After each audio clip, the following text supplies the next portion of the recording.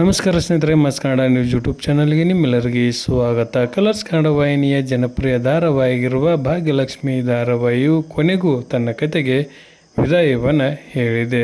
ಇದರ ಬಗ್ಗೆ ಇಂದಿನ ವಿಡಿಯೋದಲ್ಲಿ ತೆಗೆದುಕೊಂಡು ಬರೋಣ. ನೀವು ಸಹಿತ ಈ ಧಾರಾವಾಹಿಯನ್ನು ಇಷ್ಟಪಡೋದಾದರೆ ಈ ವಿಡಿಯೋಕ್ಕೆ ತಪ್ಪದೆ ಒಂದು ಲೈಕ್ ಮಾಡಿ. ಕಲರ್ಸ್ ಕನ್ನಡದ ನಂಬರ್ 1 ಧಾರಾವಾಹಿಯಾಗಿದ್ದ ಭಾಗ್ಯಲಕ್ಷ್ಮಿ ಧಾರಾವಾಹಿಯು ಇದೀಗ ತನ್ನ ಕತೆಗೆ ವಿದಾಯವನ್ನು ಹೇಳಲಿದೆ. ಇದೇ ತಿಂಗಳು ಕೊನೆಯಲ್ಲಿ ತನ್ನ ಕತೆಗೆ ಅಂತಿಮ ವಿದಾಯವನ್ನು ಹೇಳಲಿದೆ.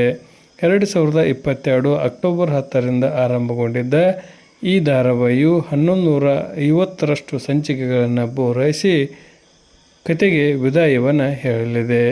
ಭಾಗ್ಯ ಮತ್ತು ಲಕ್ಷ್ಮಿ ಸಹೋದರಿಯರ ಕಥೆಯನ್ನು ಹೊಂದಿದ್ದ ಈ ಧಾರಾವಾಹಿ ನಂತರ ಲಕ್ಷ್ಮೀ ಬಾರಮ್ಮ ಎಂಬ ಪ್ರತ್ಯೇಕ ಕಥೆಯನ್ನು ಪ್ರಸಾರ ಮಾಡಿ ಆ ಧಾರಾವಾಹಿಯು 2025ರಲ್ಲಿ ಅಂತ್ಯವನ್ನು ಕಂಡಿತು. ಇದೀಗ ಭಾಗ್ಯಲಕ್ಷ್ಮಿ ಧಾರಾವಾಹಿ ಸಹಿತ ತನ್ನ ಕಥೆಗೆ ವಿದಾಯವನ್ನು ಹೇಳಲಿದೆ.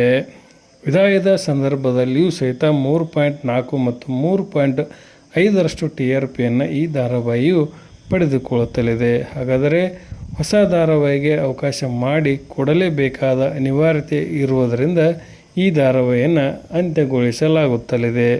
ಗ್ರಾಮೀಣ ಭಾಗದಲ್ಲಿ ಅತಿ ಹೆಚ್ಚು ವೀಕ್ಷಕರನ್ನು ಹೊಂದಿರುವ ಭಾಗ್ಯಲಕ್ಷ್ಮಿ ಧಾರಾವಾಹಿಯು ಹೆಣ್ಣು ಮಕ್ಕಳ ನೆಚ್ಚಿನ ಧಾರಾವಾಹಿ ಆಗಿದೆ ಎಂದೇ ಹೇಳಬಹುದು. ಕೊನೆಯದಾಗಿ ಈ ಧಾರಾವಾಹಿ ಬಗ್ಗೆ ನಿಮ್ಮ ಅನಿಸಿಕೆಯನ್ನು ತಪ್ಪದೇ ಕಮೆಂಟ್ ಬಾಕ್ಸಲ್ಲಿ ತಿಳಿಸಿ. ಧನ್ಯವಾದಗಳು. ನಮಸ್ಕಾರ.